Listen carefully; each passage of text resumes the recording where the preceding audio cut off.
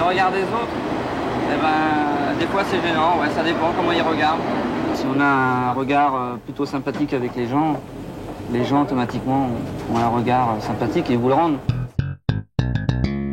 Quand je passais dans la rue à côté d'un gars d'1,80 m, bah, ça me faisait pas du tout envie. Moi, j'étais amoureuse de lui. Et puis, c'est vrai que quand j'avais 15 ans, j'étais comme tout le monde. Je disais, je voudrais bien me marier avec un gars d'1,90 m, blond, aux yeux bleus, ou alors très très brun. Enfin, tous les rêves des jeunes filles.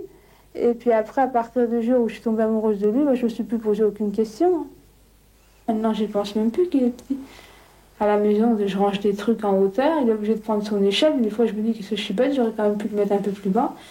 Et puis lui, bon, bah, il a tellement l'habitude de pallier à cet handicap que il pense même pas à me le dire, mais ça plus bas, non.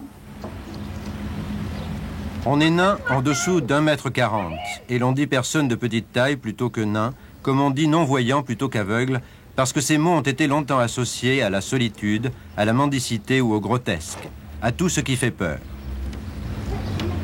Quand Marie-Thérèse a connu Daniel il y a 15 ans, elle voyait encore. Lui était aveugle depuis plusieurs années. On pourrait donc penser que sa cécité le met à l'abri du regard des autres. Quand je sens qu'on me pose les yeux dessus, là, on le sent, parce qu'ils ont beau dire, ils voient pas clair, mais ils s'en aperçoivent pas, on le sent. Des fois même, en route, je me retourne pour faire bien voir que j'ai ressenti que la personne... Parce qu'on le sent, il nous regarde en passant, il s'arrête un petit peu plus loin pour voir un petit peu comment on fait. Et puis c'est tout, on le ressent, ça, ils ne s'en rendent pas compte, ça. Ils disent, bon, bah, lui, il voit pas, il ressent rien du tout, au contraire, on sent les yeux sur nous. Hein.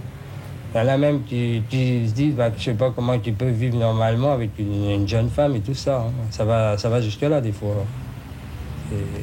C'est vraiment dans la vie intime. C'est ça qui est quand même un petit peu désagréable.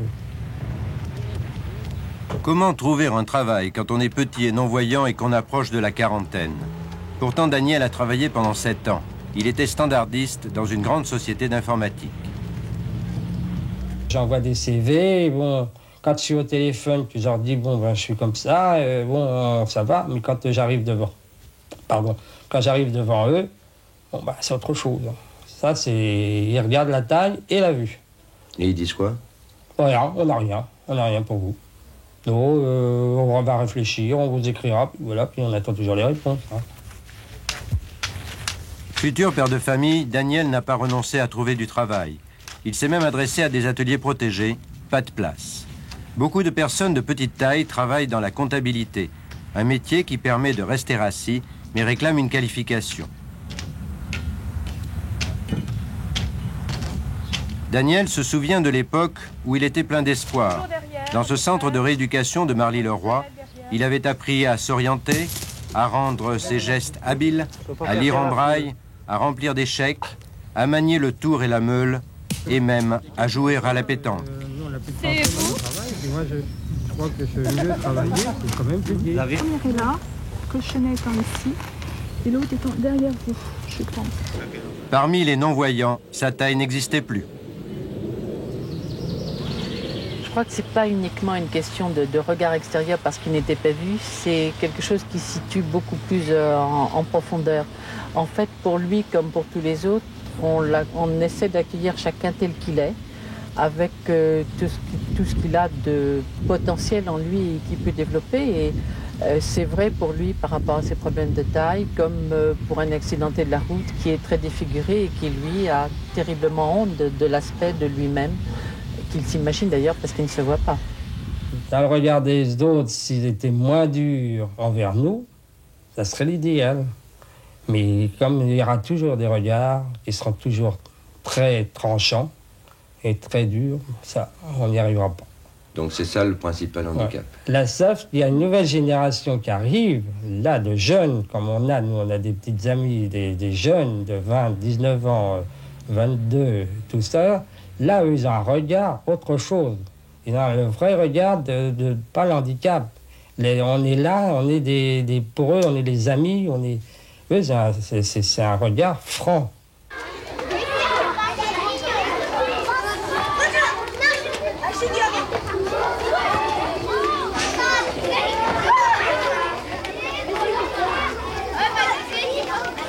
Claire a 9 ans. Sa taille est celle d'un enfant de 6 ans. L'école primaire est l'occasion pour elle de prouver ses capacités. Elle doit faire un peu plus d'efforts que les autres. Sa famille est venue s'installer à Loudun l'an dernier. Claire a dû se faire de nouveaux amis. Au début, quand je l'ai vue, je croyais que c'était la fille de la maîtresse.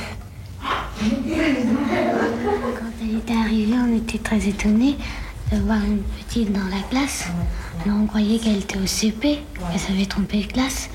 Et puis, quand elle nous a dit qu'elle était une petite naine, puis qu'elle avait 9 ans, ben nous, on était bien de la voir dans notre classe.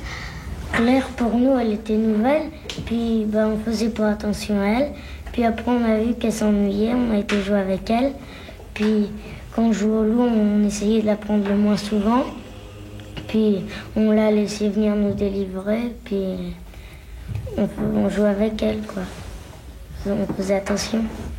Je pense que la taille, c'est pas très important. Qu'il y a des choses plus importantes, comme la gentillesse.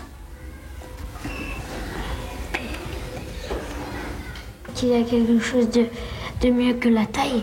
Par exemple, d'avoir des amis, d'avoir un cœur. De pouvoir faire autant de choses que les autres. C'est pas grave si on peut pas tout faire. Quand on joue à cache-cache, on peut se cacher dans des petits endroits. Et puis aussi, comme ça, presque personne ne la trouve. Et puis on s'amuse bien. Et tu l'envies parfois? Ben oui. Pourquoi tu l'envies? Parce que elle est souvent gentille avec nous. Et puis elle se moque plus jamais de nous. Et puis elle nous embête jamais.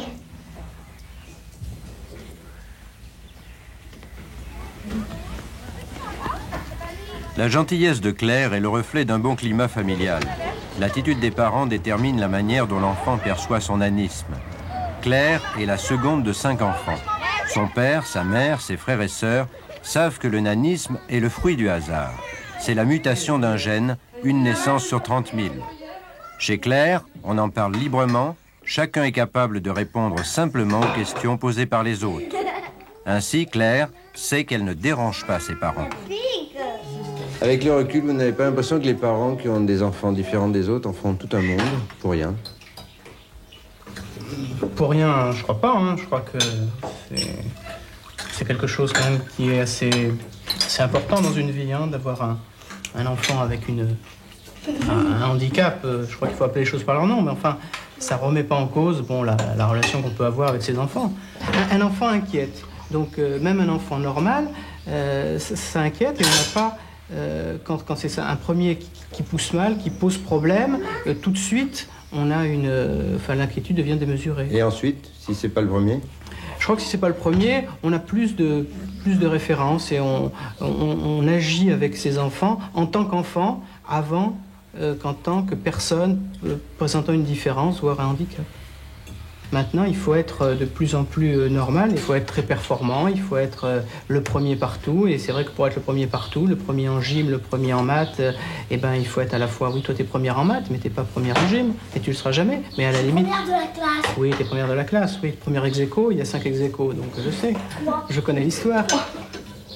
3 ex-aequo, c'est bon. Non, mais il faut savoir qu'on peut pas être le premier partout, quoi. Chaque enfant étant différent, il y a des... je vais vous donner un exemple un peu idiot. Il y a des parents qui attendent un garçon et qui ont une fille. Alors, si c'est vécu comme étant l'échec majeur d'une vie, je plains la petite fille. C'est assez dramatique. Est-ce que la fille est handicapée? On ne peut pas dire qu'elle a un handicap particulier. C'est vrai que c'est un petit peu ridicule comme exemple, peut-être, mais je crois qu'il faut que... Une fois que c'est la fille qui est là, on l'aime en tant que fille, à partir du moment... Mais c'est vrai qu'elle n'aura jamais le potentiel d'un garçon, et c'est complètement différent. Et je crois qu'au niveau d'une personne qui a un handicap, c'est exactement la même chose. Ça veut dire qu'il existe en tant que tel, et il aura son développement à l'intérieur de son potentiel qui lui est personnel. Et la plupart des handicaps laissent quand même une marge d'évolution et de développement assez importante.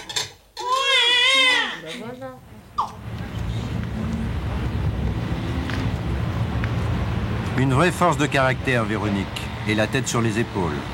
Elle possède un talent rare, des goûts artistiques associés à un esprit méthodique. Secrétaire à l'hebdomadaire VSD, elle est, comme on dit, bien dans ses baskets. Tiens, Véro, t'as un papier sur Prince, mon fichier ciné. Laurence, comment voyez-vous Véronique? Véronique, je la vois comme vous et moi, tout naturellement, comme une autre personne. Elle a un style de vie tout à fait normal, donc il n'y a aucun problème, je ne marque pas du tout de différence. Vous expliquez ça chez elle comment? De par ses activités, c'est une fille qui bouge énormément. Je pense que c'est dû à sa discipline aussi. Elle a une vie très organisée et elle fait beaucoup de choses, dont le cinéma. Elle a fait beaucoup de figurations. Elle essaie de trouver des petits rôles ici et là au théâtre. Et je pense que c'est ça qui la motive énormément. Elle est très coquette aussi, elle fait très attention à elle. C'est très important, son regard vers l'extérieur. Et on ne montre pas du tout, donc je pense que... Moi, je la considère comme une autre personne, qu'il n'y a pas de problème. Je la connais depuis 5 ans, il n'y a vraiment pas de problème. Comment vous avez trouvé ce travail? Disons que je m'étais inscrite à la NPE des handicapés, par l'emploi prioritaire, parce que vous savez que dans une société, il faut un minimum de... Quand il y a un minimum de personnes, il faut une personne handicapée. Et la NPE des handicapés, justement, m'avait trouvé cet emploi. Et je suis à VSD depuis 9 ans, quoi, en fait. Mais alors, handicapé, est-ce que c'est pas un peu exagéré de parler de handicap? Handicap, disons que la personne est handicapée si elle se sent elle-même handicapée. Sinon, si elle est handicapée dans sa tête, automatiquement elle se sentira handicapée. Et les autres le ressentiront également. Ça veut dire que ça joue sur le regard des autres? Tout à fait, oui. Parce que c'est comme une personne qui se sent mal dans sa peau, par exemple, automatiquement son entourage le ressent. Ça, c'est... Ça ne vous paraît pas insurmontable de trouver un travail ou de trouver un appartement? Non, pas du tout. À partir du moment où on le veut, je vois que c'est comme pour tout, en fait. Pour un appartement, c'est pareil. Je crois qu'il faut presque emmerder les gens, entre guillemets, pour avoir ce qu'on veut. Trouver un travail par la NPE des handicapés est un choix que certaines personnes de petite taille ne veulent pas faire. Elles refusent de se considérer comme invalides. D'autant que beaucoup d'entreprises astreintes à un quota de 3% d'handicapés civils détournent la loi en sous-traitant avec des ateliers protégés. Comment voyez-vous Véronique? Normalement, comme elle est, avec du charme, mignonne, sympa. Oui, c'est la petite taille, pour reprendre l'expression. On l'oublie assez vite. Au bout de... C'est quelque chose auquel on ne fait plus du tout attention. Et au contraire, c'est elle qui fait les plaisanteries sur sa petite taille. Quel genre de plaisanterie? Tu trouves bien que tu trouves pas que ce jean ne va pas, oh mais je suis trop grosse, mais jamais de plainte ou de... Elle se sent jamais mal à l'aise, au contraire, très coquette, tout à fait naturelle. Elle a tendance à nous appeler mon petit. Oui, souvent. On a tendance à l'appeler ma grande aussi. Bonjour ma grande, comment tu vas? Ça fait beaucoup rire.